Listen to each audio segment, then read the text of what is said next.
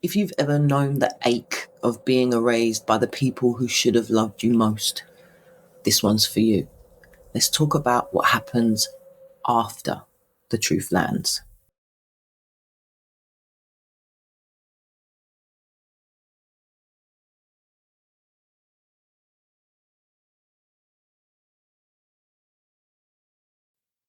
This week hurt. Let's just call it what it is. Brutal. Not because the truth was new, but because the final nail drove it in. That quiet, sharp moment where your body knows, not hopes, not questions, knows that the love you needed isn't coming. Not because you're unlovable, but because they don't know how to love without making you disappear. On Sunday, I told you about that moment with my mother, where she ended a 40-year friendship just to ensure no one stood by me.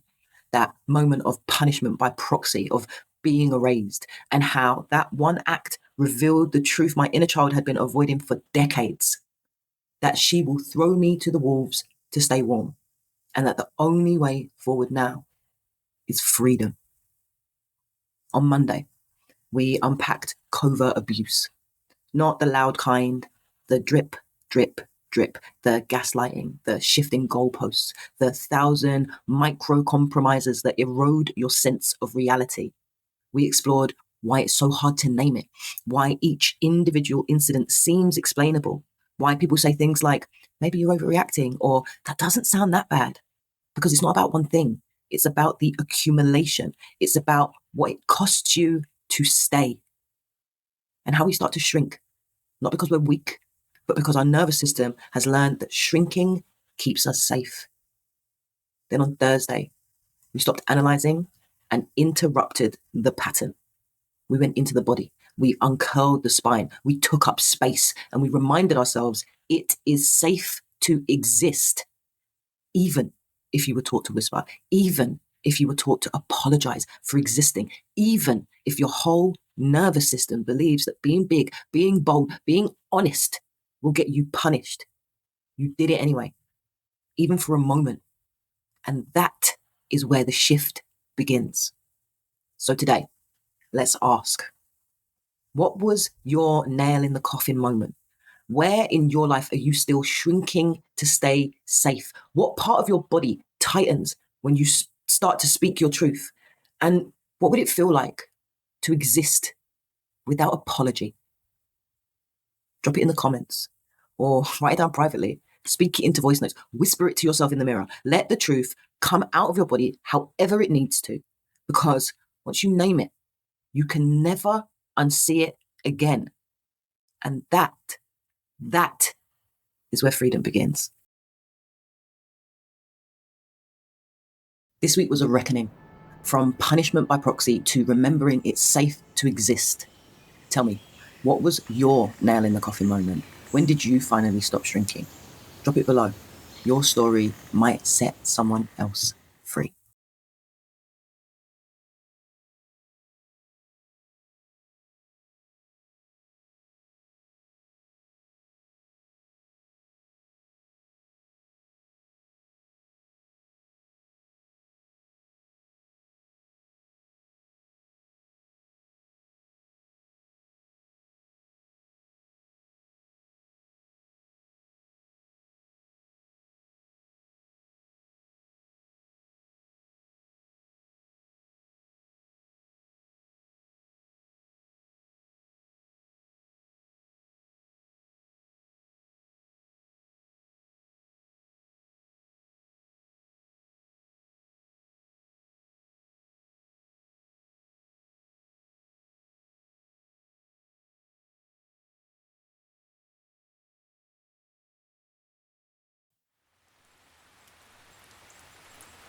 A great, blinding light of pain lives in my stomach. It has taken residence in my body.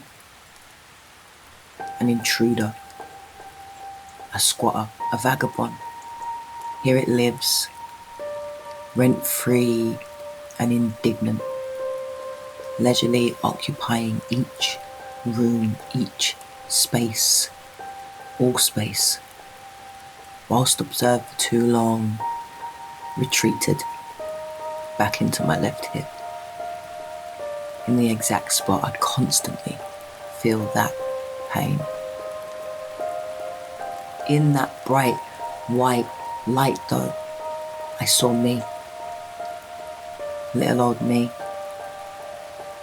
shouldering, swallowing, stomaching, and suppressing all the hurt of a lifelong mother wound, knowing even then I would eventually have to sever all connection to her, that I did not and never would have a mother to speak of, to shout about, to whisper to.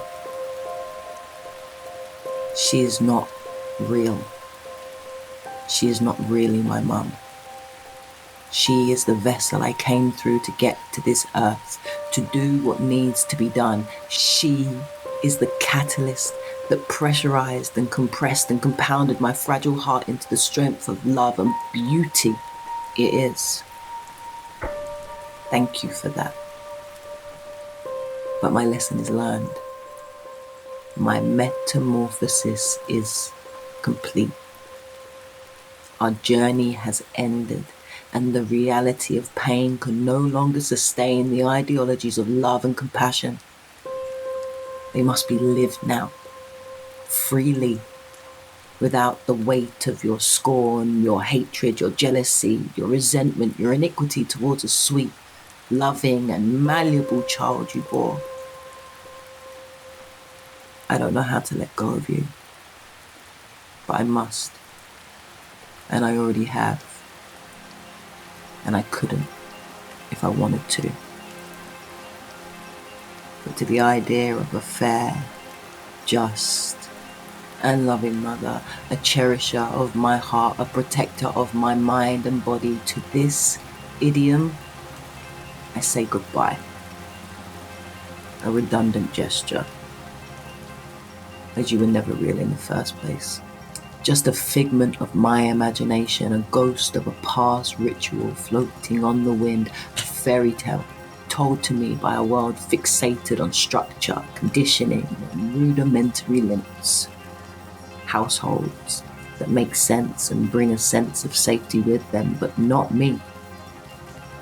I've found safety in myself through the times I've stepped into the aloneness of fear.